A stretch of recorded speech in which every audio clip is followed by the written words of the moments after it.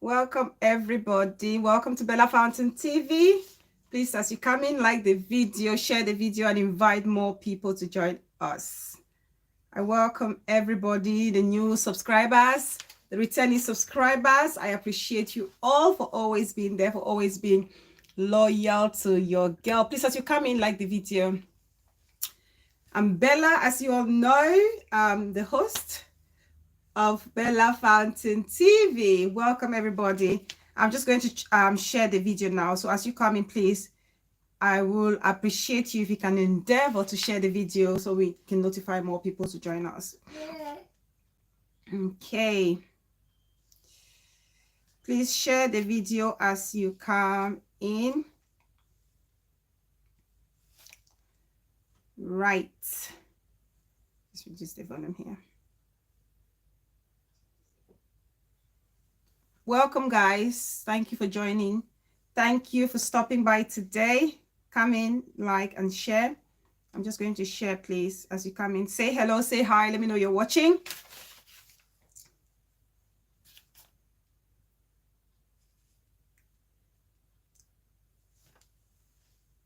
Say hi, say hello. Let me know you're watching. And like as you come in, please.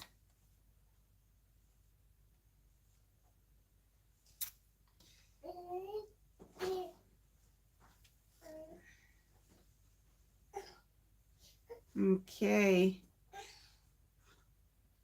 Come in, guys. Like and share. Say hello. Auntie Titi! My sweetest Auntie 237. Welcome, Auntie Titi. I see you. I see you. Welcome, welcome, welcome. Please come in, like and share. I can see a few persons watching. Come in and share. I'm just trying to share, please. How is everyone doing? I hope we are doing fantastic.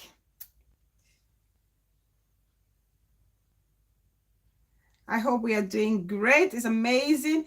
Atkins Diamond, Nola Mina, welcome, darling. Grace William, my darling sis. F Gold, oh my God, my beautiful sisters. Welcome. I welcome you all so much. I'm very pleased to have you all today. Please, as you come in, like and share. Invite more people.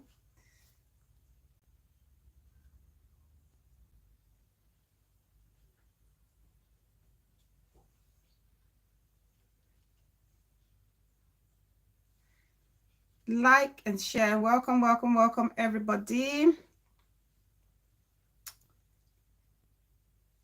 Perfect. I think I'm going to post that now and we can go. How is everyone doing today? I'm doing fantastic. It's been a hectic day, very busy, but I'm all excited, even more excited to be here with you all, my beautiful people. So welcome to the Bella Fountain house. I'm Bella. For the newcomers, please, if you haven't subscribed yet, thank you, Grace William. Thank you, sisters. Please, if you haven't subscribed yet, remember to tap on that red subscribe button and turn on your notification bell so whenever I upload a video, you will not miss a thing, or whenever I come live, you will join us and have an interesting time.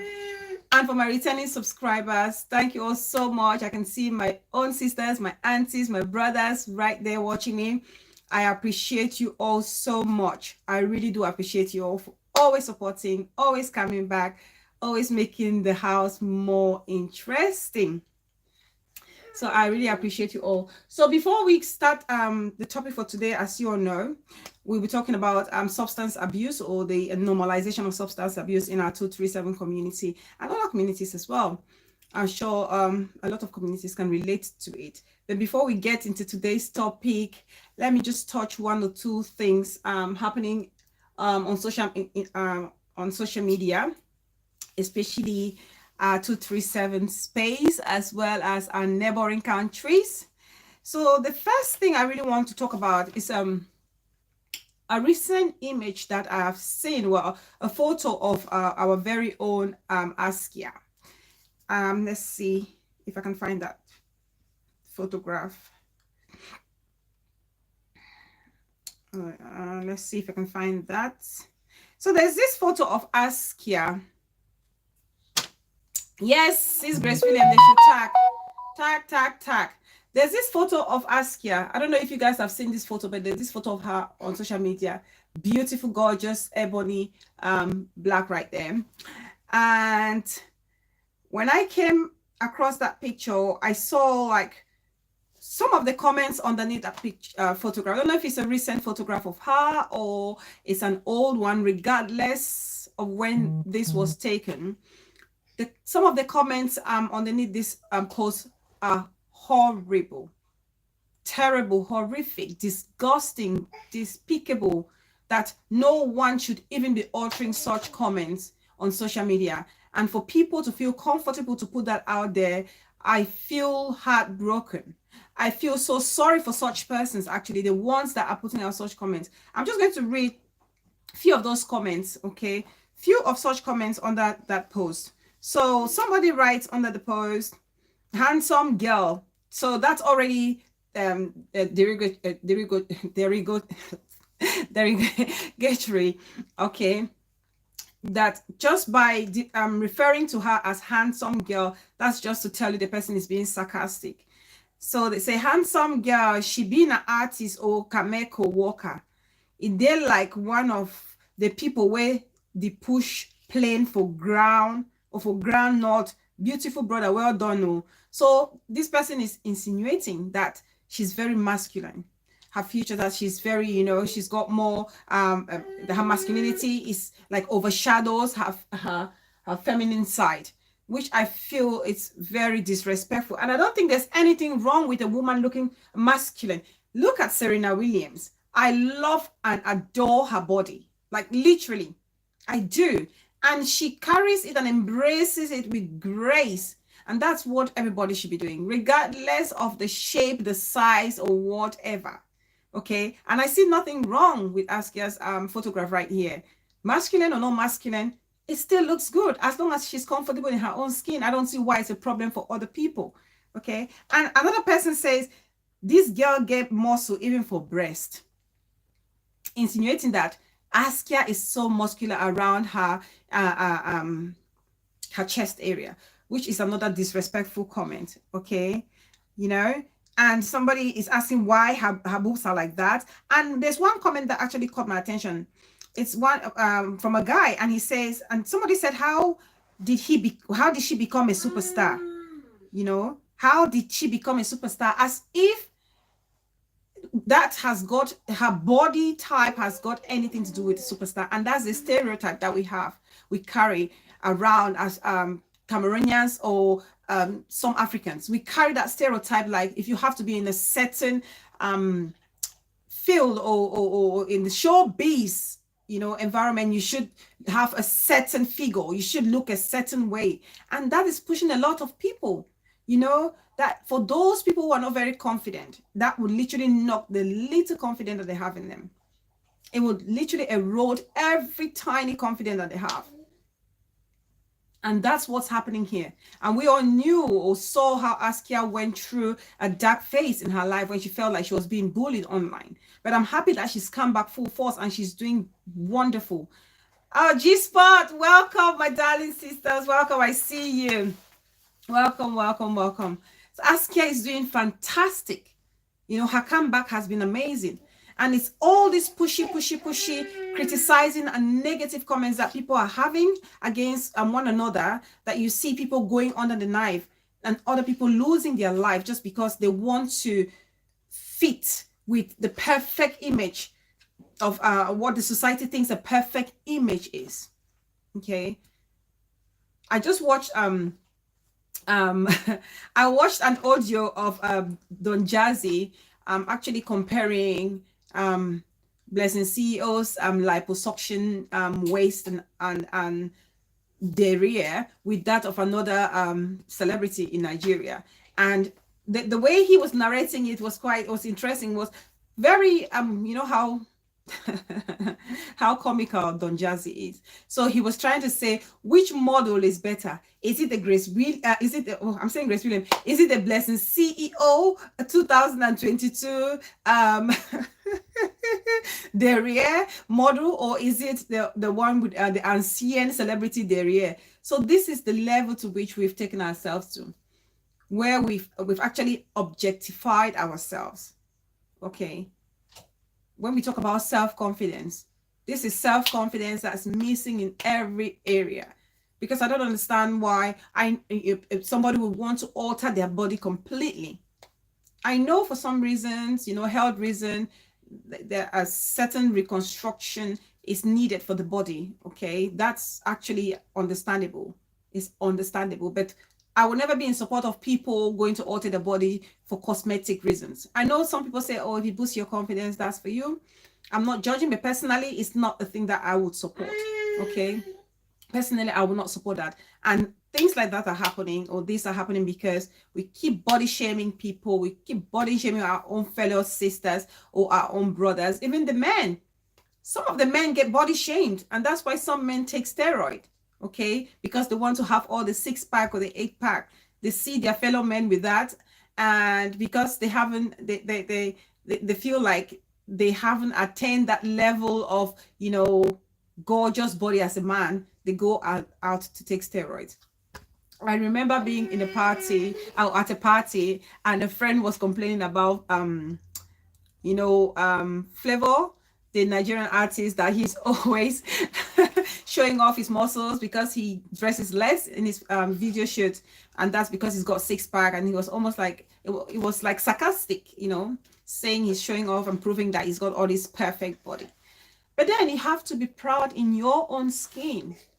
Let's be proud in our own skin regardless. Accept it for what it is and carry it with grace. Okay, and let's stop all this body shaming, because it doesn't help us. It's not doing us any good or any favor. So that's the little advice I want to give with regards to what's happening on our social media space. So let's get straight into today's topic. So today's topic, it's about snapping the chain of normalization of substance abuse in our community, in our 237 space. Okay, this is a topic I've touched just slightly in previous video, 1 or 2 videos, but I really want us to talk about this because fairly recently we see a lot of things happening on social media where people make light of substance abuse, and that's worrying. It's worrying because it's a serious subject. Just a second, guys. I'm just going to be able to sit properly. 1 minute. 1 minute. Sit down, honey. Sit down properly. Good.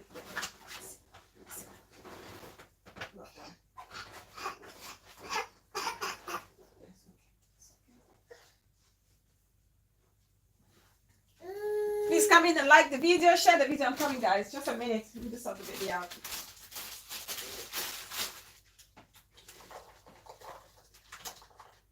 There we go. Perfect. 8. Right, we're back. Yeah, so fairly recently, I see a lot of things happening on social media space where people are kind of glamorizing substance abuse or making light of it. And to me, for the purpose of this channel, I couldn't just sit and say nothing. Shasha, welcome, darling. I see you. I see you. I've given her already. I've given her. So for that reason, I thought it wise for us to discuss this, bring this topic and discuss it, because we need to create that awareness. We need to let our brothers and sisters know that no good can come from substance abuse. Literally no good can come from that, right?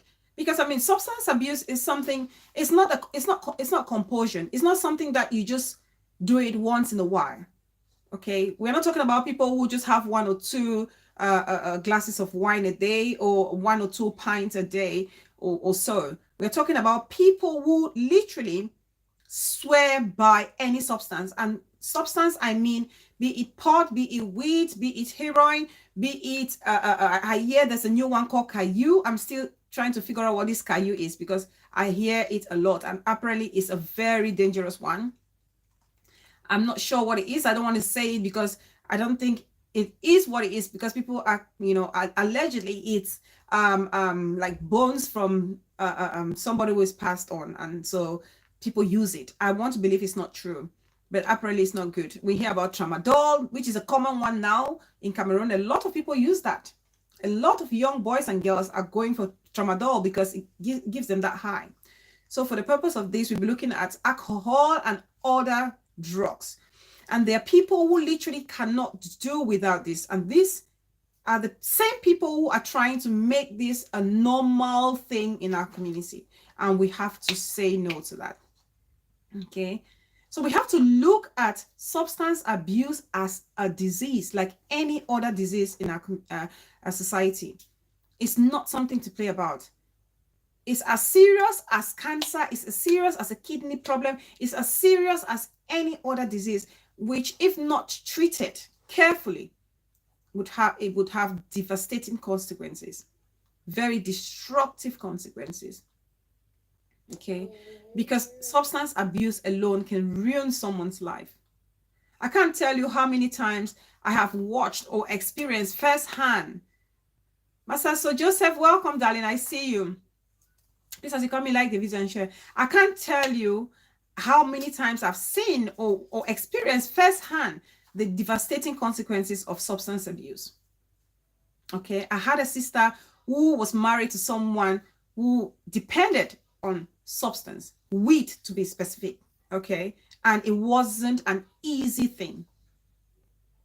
It wasn't an easy thing. And so when I see popular vloggers and bloggers hailing a cannabis, or hailing a blessed one, welcome, darling, I see you, hailing cannabis, on hailing other substances on social media, it gets me worried, because these are people who have followers. These are people who have young girls and boys looking up to them, seeing them as their role models. And when you have someone like that with a huge following, people believe in them, and whatever they say, it becomes a trend.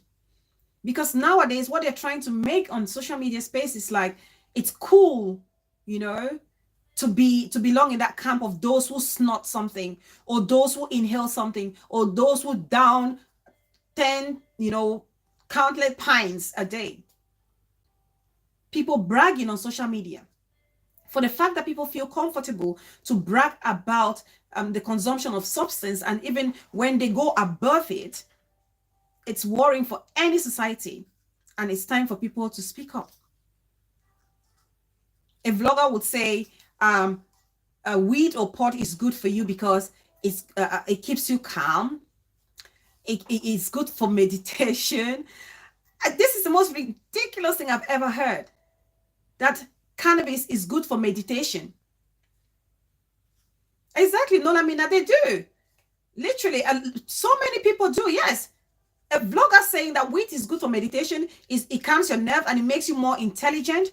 And people who follow them diligently, die-hearted fans, will believe this. And for some people, because they want to feel zen and they want to feel motivated and they want to feel clever, they want to feel intelligent, they want to feel the thing, like they want to be, how do you call this guy, Bob Marley and all those people, they will go and start relying on substances such as alcohol, pot, cocaine, you name it.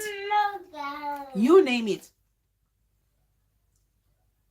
And this is supposed to make them feel zen, yet there are these same vloggers who are going around on social media, unable to carry themselves, unable to put themselves together, hyperventilating left, center, you know, screaming here, screaming left, screaming right, getting all rowdy and making no sense at all.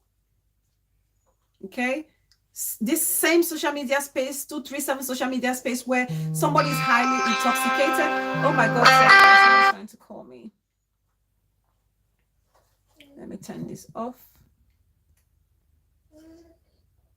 Okay.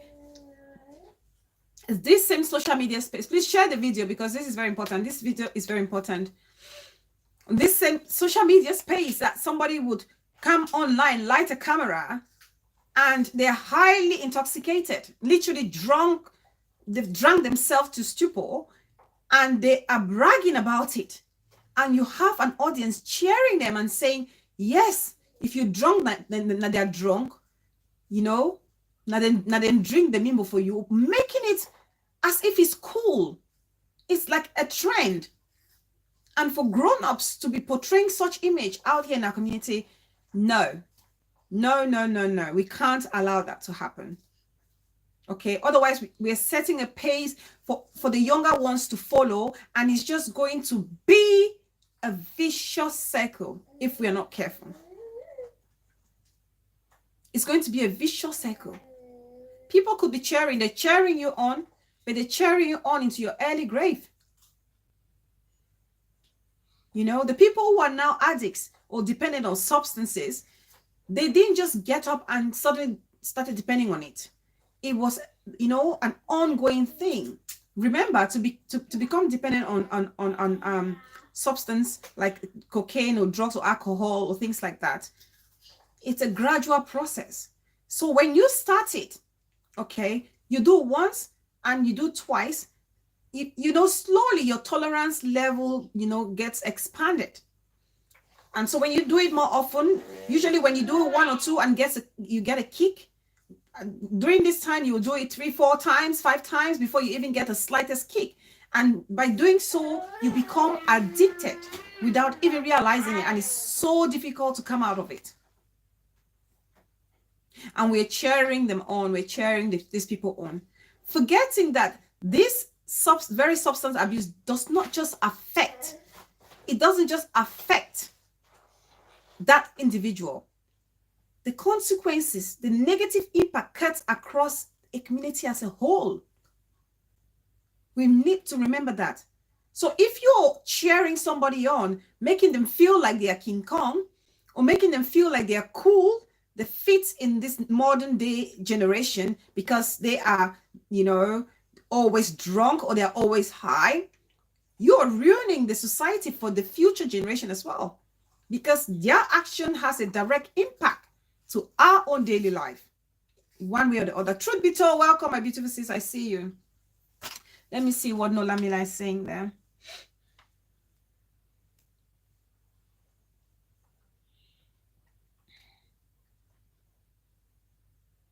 Nolamina is saying, I was shocked when my neighbor gave me a ride and I couldn't breathe in their car because of that. Exactly.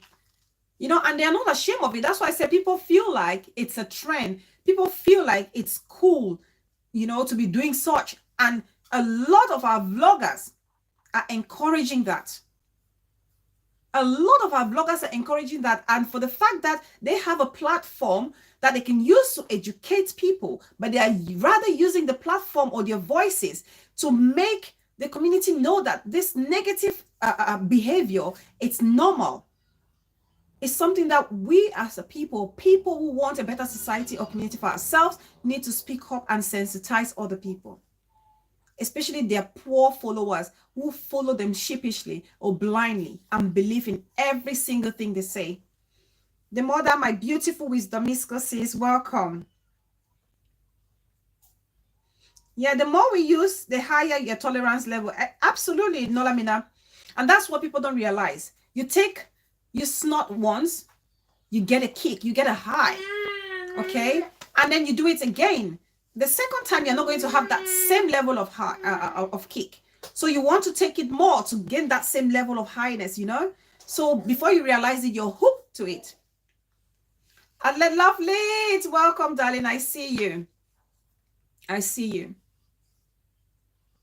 So we should stop hailing people who come online and they look intoxicated and they feel like they're invincible, and we're cheering them on because it has a direct impact to both the individual and to our society. And if not handled carefully, everybody is going to suffer. Oh, lovely. Where is Ashia? I know, right? That's a contract we signed. We've come here to work. Let's hustle, sis. While the energy is still there, we might as well just do it while we can. It's understandable. It's understandable. Okay, so while we're talking about the effects of substance abuse, let's go straight into it. Okay, let's look at how this very substance abuse that we take so lightly on a 237 space can affect an individual and our community as a whole. Let's start with the individual. Drugs has, hey, bright days ahead, my very own beautiful sis with so much wisdom and hardworking nature in her. Welcome, sis. I see you. I'm going to call you after this, sis. I'm going to call you after this. Thank you so much for joining, sis. I appreciate you for taking the time because I know you're so busy as well. So let's look at how substance abuse can actually affect an individual. Let's look at the direct impact that this has to that person. Let's look at the direct impact. So when it comes to an individual, okay, if you're abusing any substance, be it alcohol or cocaine or weed or caillou or whatever it is, I'm still trying to figure out what this caillou business is, okay, that can have drastic physical and emotional consequences to your being. Drastic. It can literally ruin your life. That's how bad this thing is. Substance abuse can ruin your life if not managed properly. So physically, how can that affect an individual? First of all, it has an effect, a negative effect to your heart rate. Okay, when you abuse your body, it has a direct impact to the way your heart is going to function. It increases your heart rate. So your heart doesn't function as any normal person who is not dependent on substance would function. So you're overworking it. It's beating so fast, and you're at a greater risk of having a heart attack. You can have high blood pressure. Loss of appetite is another impact when it comes to substance abuse. I know a vlogger was saying substance abuse or weed or marijuana gives them a huge appetite, but no, it takes away your appetite. You're dependent on it. And when you lose your appetite, you can't eat properly. You're not having the necessary nutrients that your body so deserves. Your body will give way. And for some people, you find yourself suffering from anorexia, which is a difficult condition to rectify.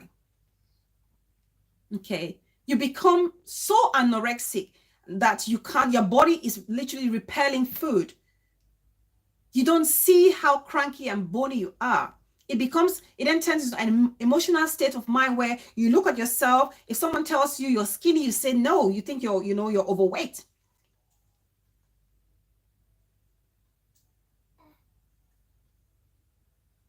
Okay.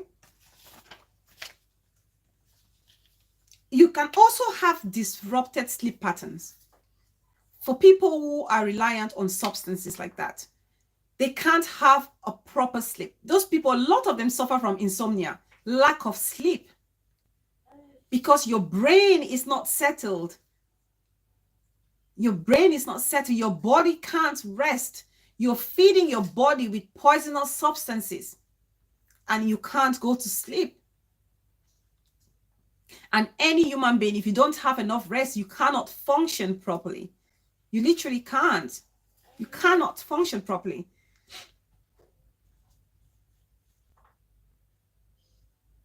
Exactly, the mother. The key is never to try it in the first place. And that's the reason why I'm having this topic, because if we have vloggers going online and glamorizing substance abuse, we have a problem. We have a problem. Because then a lot of their followers will go on to want to try, that same substance that they are consuming, because they want to fit in, and roll in the same circle with their role model, which is really sad. Let Lovely says, I am working with a guy who passes medication and he will smoke his weed, and when he comes back you can smell it, which is, you see, that's what I mean. That's how we are normalizing this thing, that somebody feels like they can go out, pop their weed and walk straight into work and resume duty like nothing has happened. Is that a society that we want to build, or we want our children to to experience where we are gone? Is that the experience we want to create for our kids? No, that's not what we want.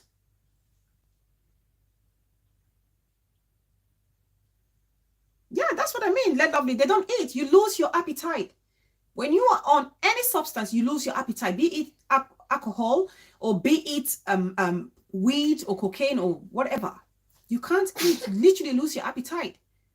You can have organ failures, lungs, kidney, your heart. So many physical consequences that this can have on you. And that's just a few of them. And there are also emotional or psychological impact that substance abuse has got to an individual. Okay. The first one is mood swings. A lot of people who rely on substances or abuse drugs. Absolutely, Bright Days Ahead says, you lose your sense of being. You do. You do. Your self-esteem just collapses right down to the drain. Because you don't know who you are. You're looking in the mirror. It's like you're staring at the image of another person.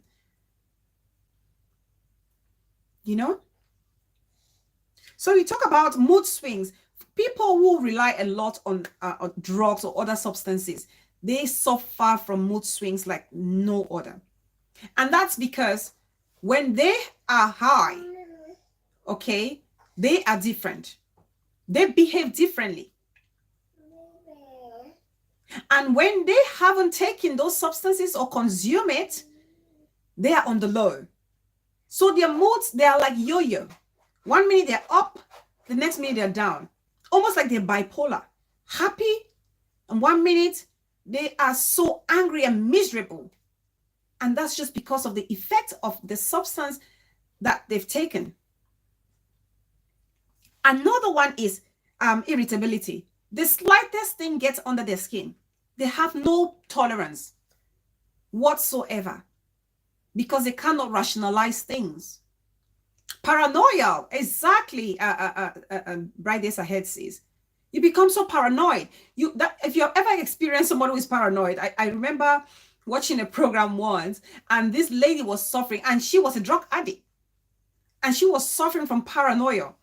And when she was on the high street and she's going about her normal daily duties, suddenly she's hiding in a corner, using her jacket to cover her head, and she's saying to her carer, oh, somebody's watching me. Oh, they're following me. Oh, they're coming to get me. Oh my God, can you see the guy with the telescope, with the binocular watching me? Always thinking something is about to happen, The effect of the drug, you're hallucinating. Some people are probably seeing themselves speeding in cloud 9, imagining things, feeling like I watch a movie, somebody was high on drug, standing there and staring at somebody and feeling like they are staring at 10 different people, but that's just one person. And that's because they are hallucinating, feeling like someone is going to attack you when there's no one there. It's just the demon of the abuse, of substance abuse, hunting you down. You distort the brain, and the brain is very sensitive and clever. Whatever you feed it with, that's what is going to convey to you. If you distort its natural cause by consuming those substances, then be ready for it. The consequences are not nice. The consequences are not nice. Exactly, G-Spot. They suffer from paranoia, schizophrenia. They do. I watched the young lady. I felt so sorry. She was screaming and crying that somebody's watching her, somebody's trying to attack her. But that's because the drugs in her system are making her feel differently. Okay? Inability to focus or to make decision, correct decision. That's one serious negative impact of substance abuse. You are unable to take decisions for yourself, make rational decisions, decisions that will prevent you from doing the wrong things, and decisions that will encourage you to do the right things. And that's why today on our social media space, you see a grown-up come out all intoxicated in front of a camera, and they're saying, oh, somebody sent me to go and insult another person. As in, at what age would you say somebody is going to tell you, an adult, to go insult another adult for just no reason? Any person in the rational state of mind will not do that. But obviously, if you're intoxicated and somebody says to you, you go do so, you go quarry the person, you know, or go and say so and so to this person. You go and say it because you cannot rationalize the whole thing. As in, any normal person who is not intoxicated would think, oh, hold on a minute. Why should I? I don't have any beef with so-and-so person. Why would I go and insult them? And how is that going to benefit me? But if you cannot rationalize it because you're probably intoxicated or you're always under the influence of one substance or the other, you're bound to make those stupid decisions. And then you want to regret later on. But the damage has already been done. So if we're glamorizing substance abuse, let's know that the consequences on ourselves are so, wide. It's a wide range of it. Talk about depression. Depression is another, emotional effect, consequence of substance abuse. Depression happens when, people who rely on those substances, they take it, they feel happy, they feel like, oh, their problems have all gone away. Their problems have all gone away. But they wake up in the morning and the problem they were facing has magnified itself, 100-fold. Because in their imaginary world, everything is gone. They're all happy, go lucky. But when they come back to our reality, the problem is standing right there next to their bedpost, staring at them head on. And because you feel like that same problem has doubled itself. Claudia, be welcome, darling. I see you. You feel like that same problem has, tripled itself or multiplied 100 times, but it's the same problem. That's just because you haven't handled it in the appropriate manner. You decide to down yourself in alcohol or pot or marijuana or caillou or tramadol. So it's a short escapism. You escape from your worries and come back into them instead of facing it head on and finding rational solution or suggestion on how to get by. People suffer from violent tendency. They just can't control their emotions. And because they can't control their emotion, they lash out. And the sister I'm talking about, who was married to somebody who was an addict, she went through hell. She went through hell. He would go on a high, walk in there for just no reason, start shouting, pick on her, scream at the children, start punching like a punching bag, even when she's like questioning, why are you this way? And the next morning they turn and look at you and say, oh my God, what happened to your face? Who punched you? Who did that to you? You did. Bang with people, welcome, darling. I see you.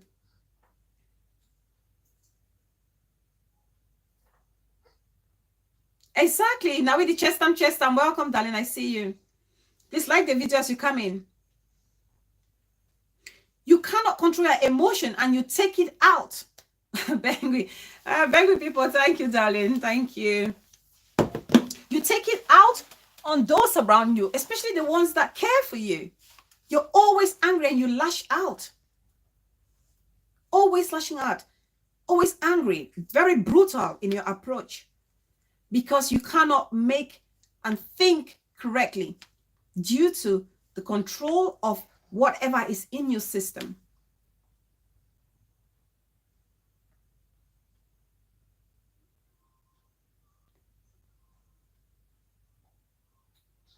Claudia B is saying,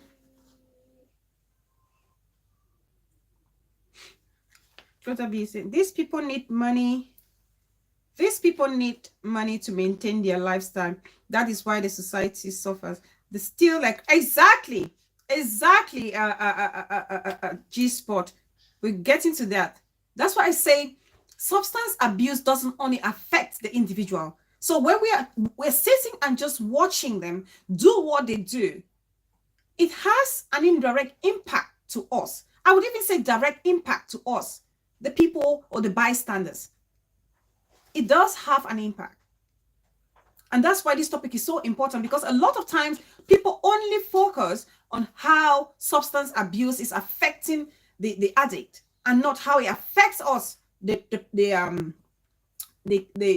audience or the bystanders or the community where these people find themselves. The International Boss Lady Court of Justice, welcome, sis. Thank you so much for showing up. I appreciate you.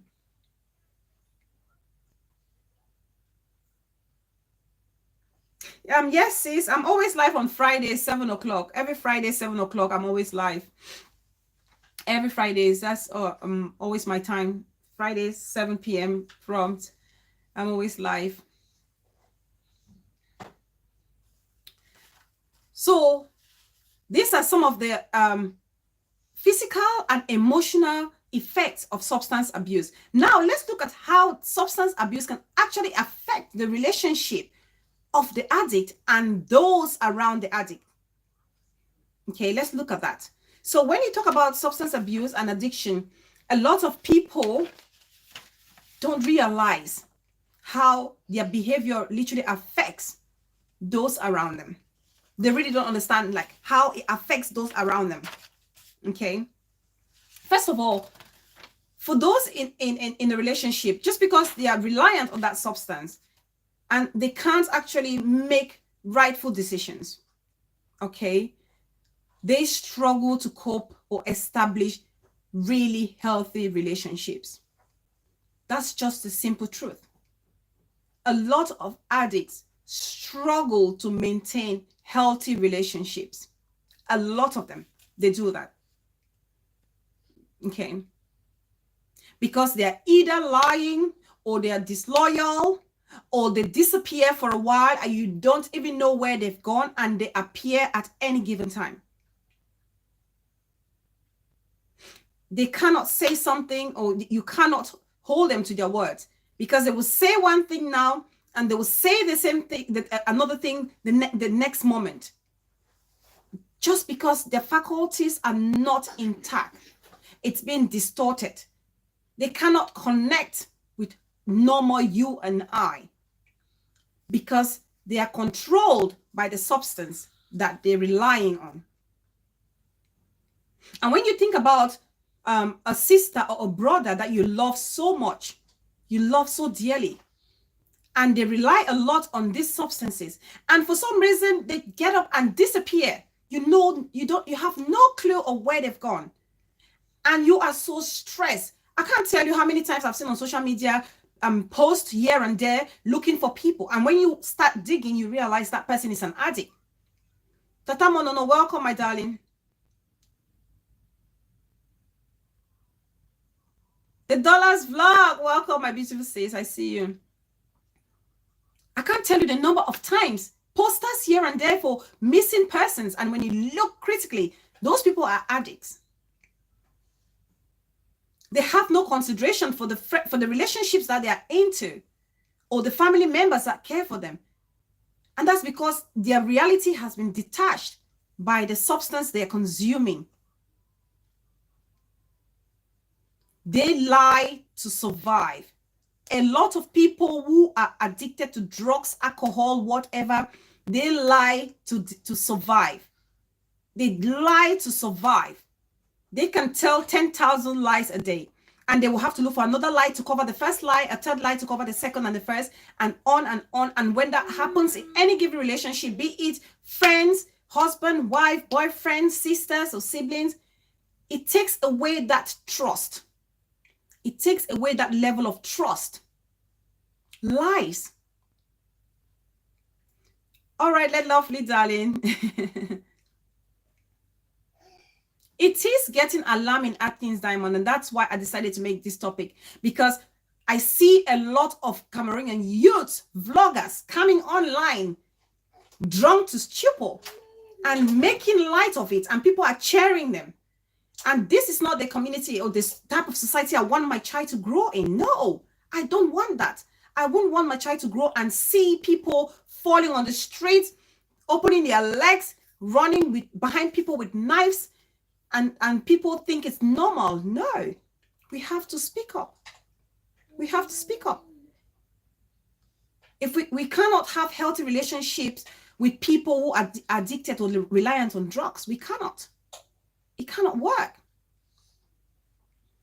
And the worst is when you have two partners who are addicts. That's just the worst. It's just the worst. When you have two people who are both addicts, that's just the most dangerous combination you can ever ask for.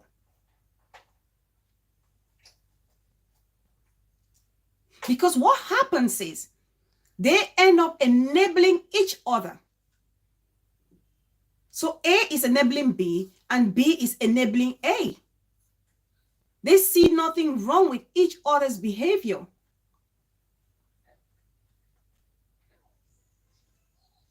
It is, boss lady.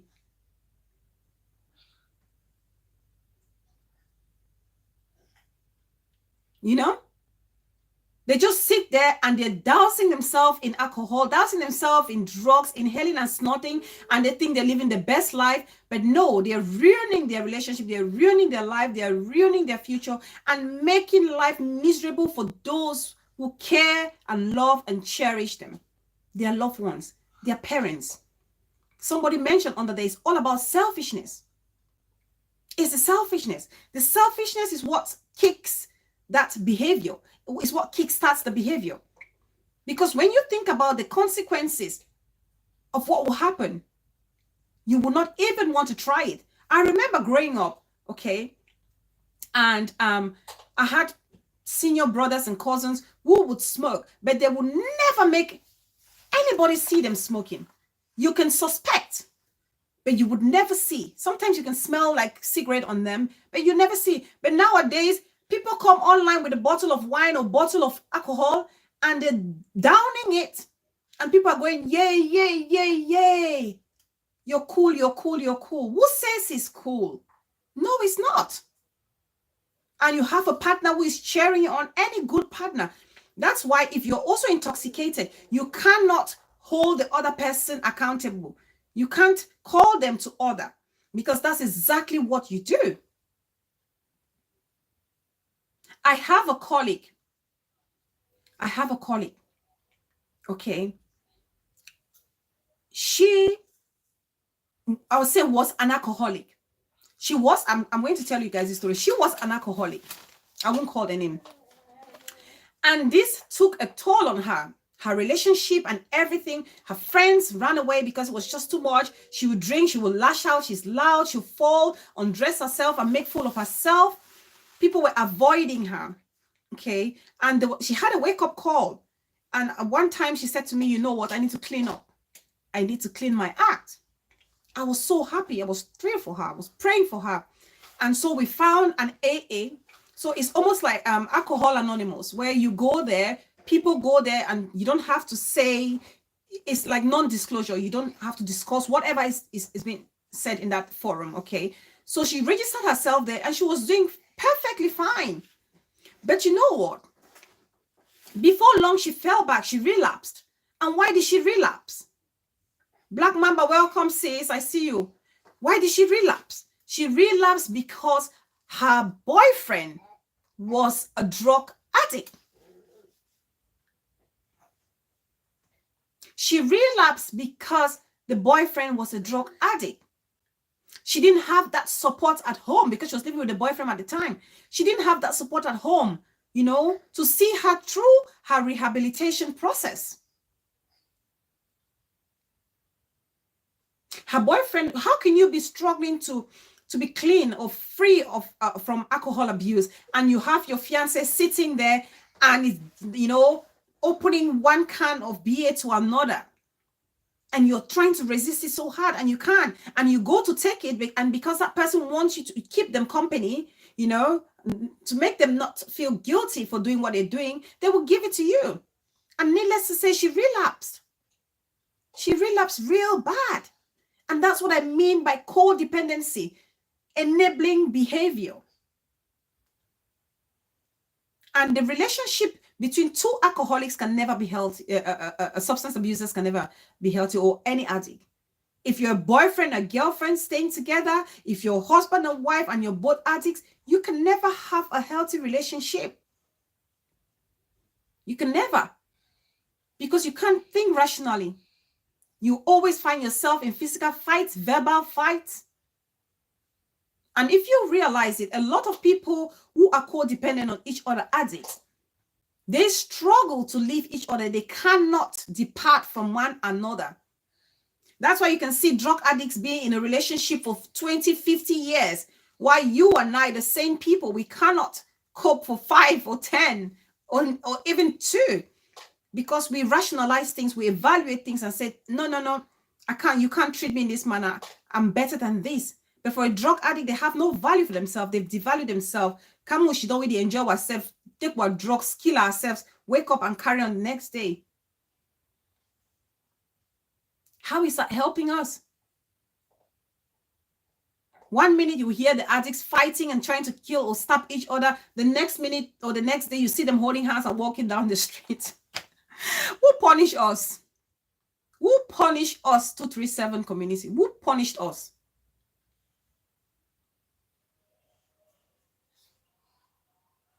And we have the nerve to glamorize, to make fun or make light of substance abuse in our community.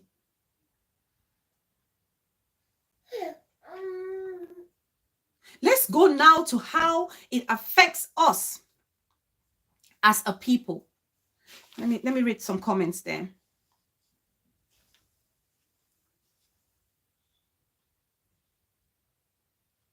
Now read the Chestam. Chestam says, that's why most at times they ask them after the rehab, they have to change their environment. Exactly, you know. That's why I said about the codependent. Now read the Chestam. Chestam says, the codependent thing is very dangerous. Very dangerous. This colleague of mine, she feels like she cannot live without the partner, the boyfriend. She doesn't see any worth in herself. This self-esteem that we talked about, Mommy Bria and I couldn't finish the last time, is very important. We have to complete that topic this weekend. It's so important. It's so important. Because sometimes she would tell me the things that her boyfriend would, you know, the nasty words that he will utter to her when they are all drunk and intoxicated, or when he is drunk and she's slightly not, you know, high. Say things to her like, you're trash, you're rotten, nobody's going to get married to you. Look at the way you are, useless, you're failed, you're dirty, I picked you from the gutters. Things like that knocks her self-confidence. I literally had to take upon myself to make sure that I kept encouraging her, you know. Sometimes she will cry and say she doesn't know, you know, how she can pay me. But I don't need no payment. You know, when you see somebody in that situation, all you want to do is help, because you know they need help. That's why I said addiction or substance abuse is a disease. We take it lightly. It's like kidney failure. It's like a heart disease. It's like a cancer. Okay? And we need to treat it, and treat it appropriately. It's very important. Talk on how this affects our economy. Economy. How does that affect our economy? Substance abusers, how do they impact us negatively? Think about your colleagues at work. Do you know of any colleague who is dependent on any substance whatsoever, who doesn't show up to work? Or even if they show up to work, they are high, they cannot be productive. They're always complaining. They're always having that mood swing, always arrogant and rude and shouting. Saga Pro Max, welcome, darling.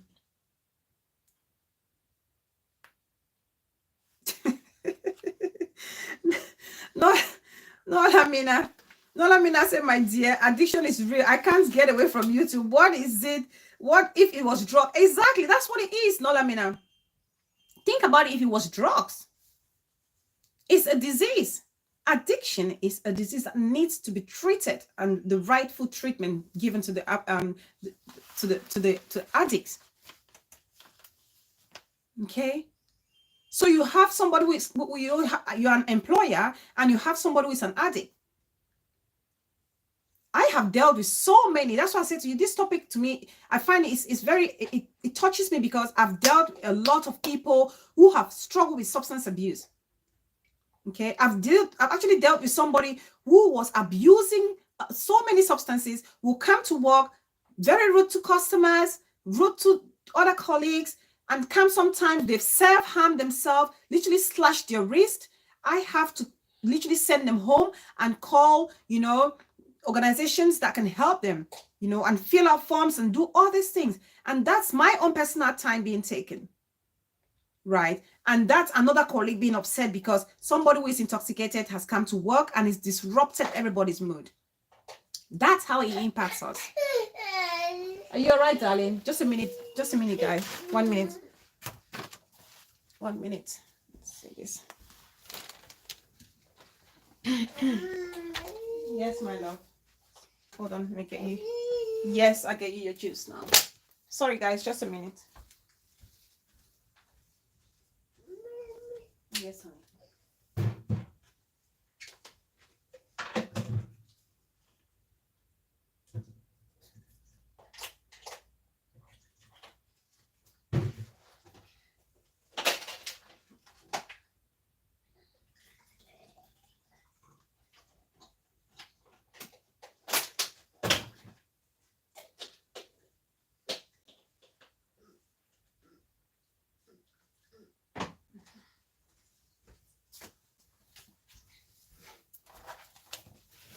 Okay, let me see what people have written.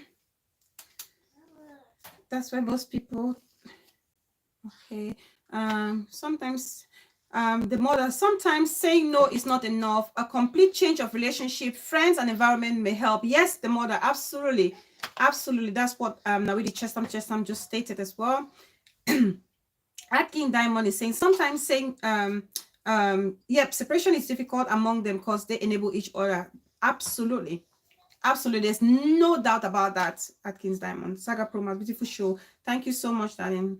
Say no to drugs. Let us educate our children as they grow. Teach them how to deal with peer pressure. Thank you, the mother. My wisdom says the mother. I love you. Yes, because it affects the brain. Yep, now with the chestam. Most definitely.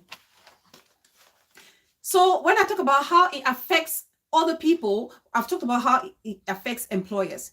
Lack of productivity, late coming, not showing up, coming to work looking all high, rude to colleagues, maybe sometimes even physical or verbal, verbally abusive to other colleagues. These are some of the consequences that we directly feel from those who abuse different types of substances.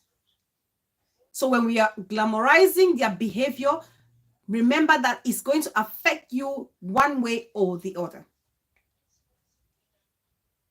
Okay? This topic is so important because many times we forget how that affects us. We focus just on the addict. Okay? Because I don't want to be affected by anybody's bad choices. I don't want to. And I don't think you all want that for yourselves. I don't think so. Okay? Think about the economy, how their behavior affects the economy. When you're thinking about those who abuse substance, taking drugs, their caillou, their banga, their cocaine, their whatever, tramadol, because they can't think, they commit the highest crimes. Theft, rape, knife crime, gun crime. When they are high, they get up, they think that they control the world. They go and carry on these heinous crimes in our society. A lot of people, no normal person, trust me, in their right sense of mind, would take a AK-47 or carry a knife and walk around with among other people and go on the rampage. It's either you have a mental condition or you're on something. And that's why, for example, when they're taking all these drugs and abusing substances and hallucinate and feel like voices are talking to them, schizophrenia, having those schizophrenic moments, saying, go quaradi person, go quaradi person, go quaradi. You see, that's why you have sometimes those drug addicts, when they take them to prison, they say, oh, somebody asked me to go and exit another person. Because the effect of the drugs, they're hallucinating. Yes, Nolamida, they harm themselves. I talk about my colleague who was self-harming. So many times I saw him slashing his wrist. I literally saved him one time. He was bleeding, but he came to work. I don't think he even realized he was bleeding. So I had to call an emergency ambulance to come take him. And that's the way he had to be sent into rehab. And he got the help that he needed. He punched the fridge in the office. Literally, when I came into the office, there was a big, this indentation on the fridge door. And I'm thinking, what happened? And then I realized, because obviously it's Oyibo, and he's got blue fist, all blue, because he punched it. Why? Is that irritability caused by substance abuse? Easily irritated by the slightest thing. You consume, you abuse alcohol. Some of them, especially us women, when you're under the influence of alcohol and you're in a social gathering, you cannot control yourself. Any man talks to you, 1,500, you flaunting yourself to a man. Some of you get up, you wake up in a hotel room without even realizing that you've been sleeping with some stranger somewhere because you're highly intoxicated. You've been drinking uncontrollably. You cannot control yourself and you're taken advantage of, and then you start shouting, rape, rape, rape. But because you go out, you feel like you can, you're Supermakia, you're Didimba, you can perform magic. El Beauty, welcome, Uma. So many people have had, women especially, have lost their lives or have been raped because they were intoxicated. That's not a justification for anybody to be raped, but you're putting yourself at arm's length, arm's way, because of the level of intoxication that you find yourself in.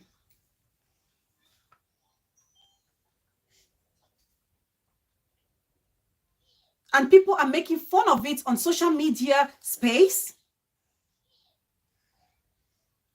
People are making fun of it on social media space. People come on social media space. I might go drink my 10 bottles of beer. Let me go and drink my 10 bottles of champagne. And then you drink and you come and you're ranting and shouting and making a fool of yourself. And there are people clapping for them. No ladylike qualities whatsoever. And we call ourselves mothers.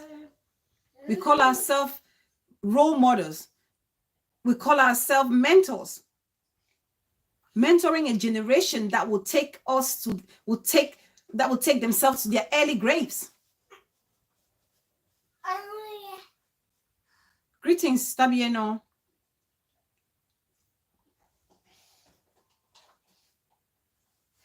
When I was growing up, I tell you so, growing up, you hear about certain quarters in your town that people don't mess with because they are known or notorious for harboring drug addicts or substance abusers.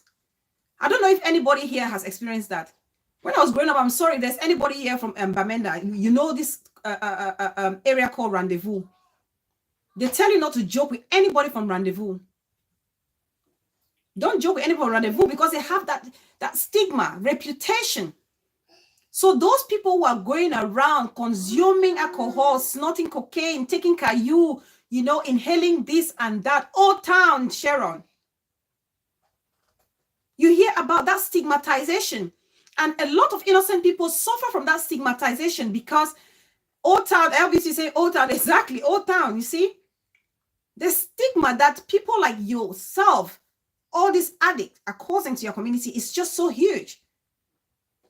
The innocent girl who comes from Old Town, who has nothing to do with drugs or substance abuse, cannot have a good relationship because, hey, that mommy don't say, you know, fit. You can't get married to the girl from Old Town.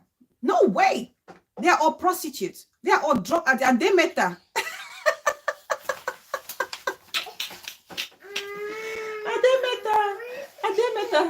Yes, darling, I'm rounding up. I'm rounding up, honey. The baby is already getting fed. I'm sorry, guys. I'm almost rounding up. Yes, let me give you some cake. I'll give you some cake. 1 minute, guys. Have some cake. Take. Eat.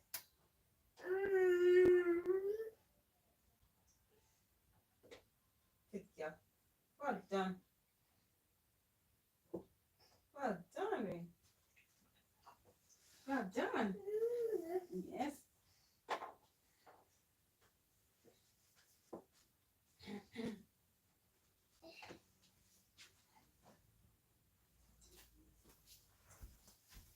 Ademeta. So all of these towns that we grow up hearing them, having this notorious reputation for being one of the worst towns, you know, the innocent ones will suffer. So your daughter will suffer because some other person's daughter has created that reputation for your area where you live. People run away from people or don't want to associate themselves with girls or boys from a certain area because they are known for substance abuse. Below Foncha. Oh my God. Ah. Exactly. They do that with the chest time. They put themselves at arm's way because there are things in their the things, because they are things that in your conscious mind one could avoid. Exactly. When you're all sane and, you know, coherent, you would avoid certain decisions. You wouldn't make certain choices.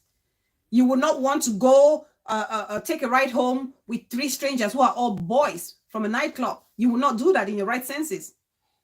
But when you're intoxicated, you will. And then you get to the next morning and shouting rape, rape, rape. Rape, rape, rape. So we really have to be careful, guys. We really do have to be careful. Peace person, Muma. How can you not know I'm live? I'm always live 7 o'clock Fridays. Every Friday, 7 p.m. is our standard time. 7 p.m. Fridays, that's our time that we do not miss. Unless something comes up. You just put our diary. Just write it down. Every Friday, 7 p.m. we will not miss our live shows. Unless something else comes up, which I will put up, obviously, to announce and inform the audience that I will not be coming. So yes, so it's very, very important that we say no to drugs, because this doesn't only affect the individual, it affects us. And how can we help? How can we help? First of all, let's start, like the mother said, by educating our children from the very young age about the dangers of substance abuse. About let's start educating them from a very young age about substance abuse. This is a problem with us African parents. We feel like there are certain topics that are like a taboo to discuss with our kids. Sex and drugs. These are some of the topics that we feel like we cannot discuss with our kids. But we have to nowadays.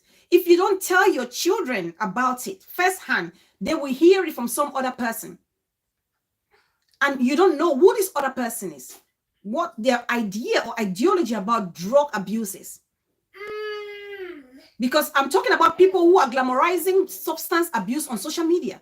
If you don't teach your child from a very young age and they go and follow one of these celebrities on social media and they are telling them that it's okay to take marijuana or tramadol because it makes you intelligent or make you zen and calm, they're going to believe that.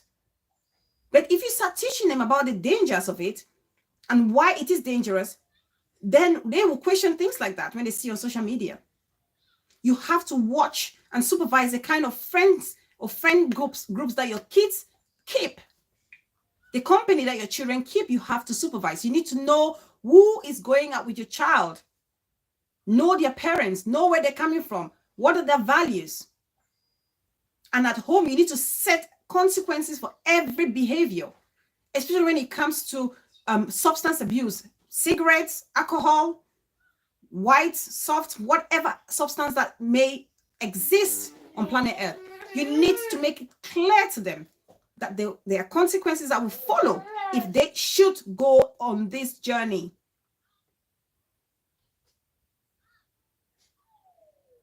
Schools should design programs to teach kids about the dangers of substance abuse to themselves and to those around them and their community as a whole.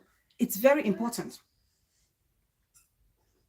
I don't think schools have designed any programs that are back home. They need to design a program that will teach and educate children about the dangers of substance abuse. I see Grand Siwa International doing its own little bit, you know, going around sensitizing school kids about the dangers of drugs.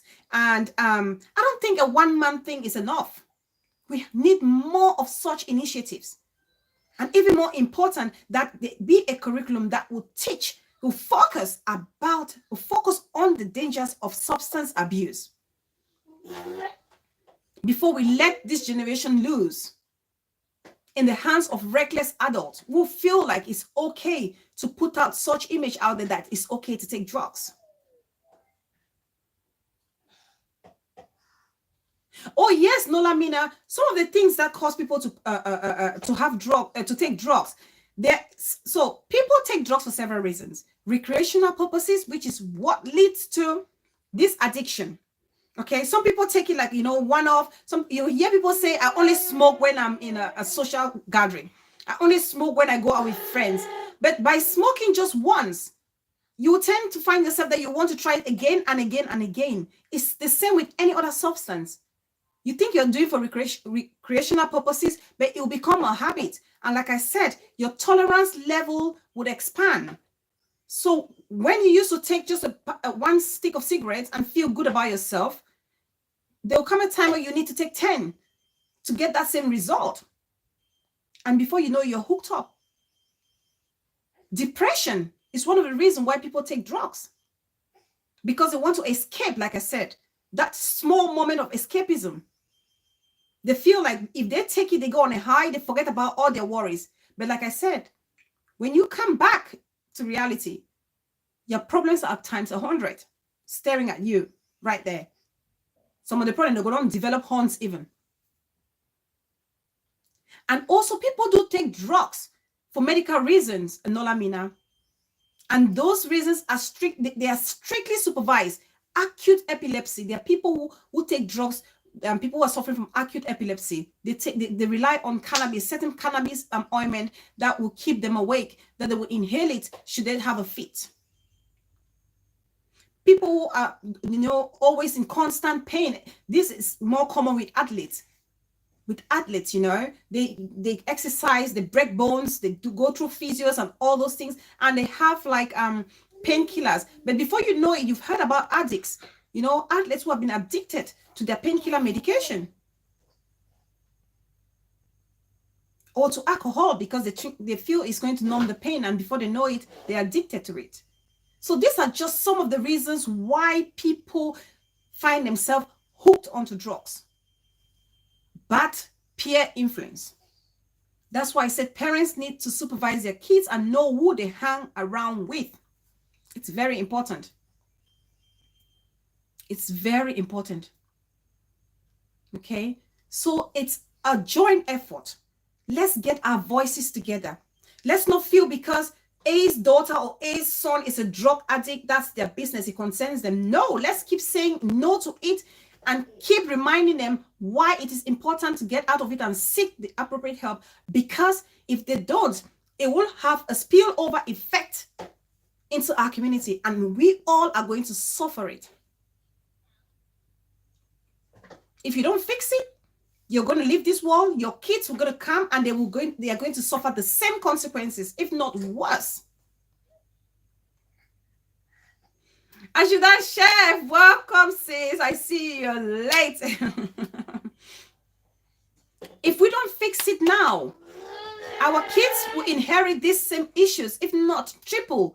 Because when I was growing up, people used to hide in bushes. Mameka, my peace, welcome. People used to hide in bushes to go and smoke their mbanga, their kayu.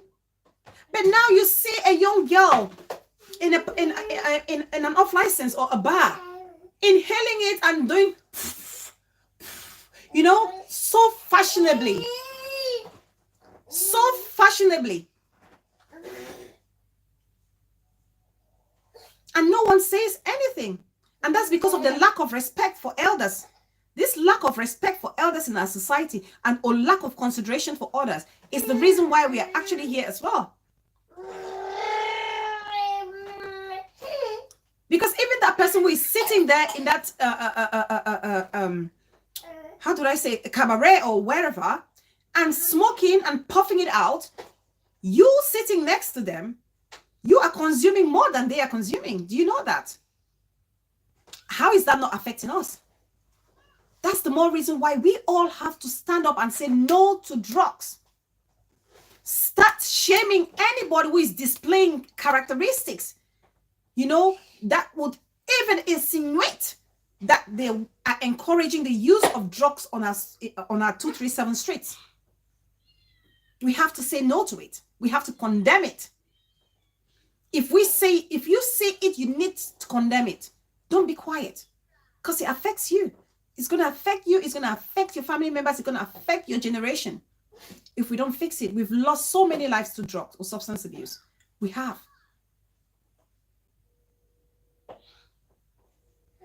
That's what I mean, Nolamina. People don't understand this. It affects a lot of people.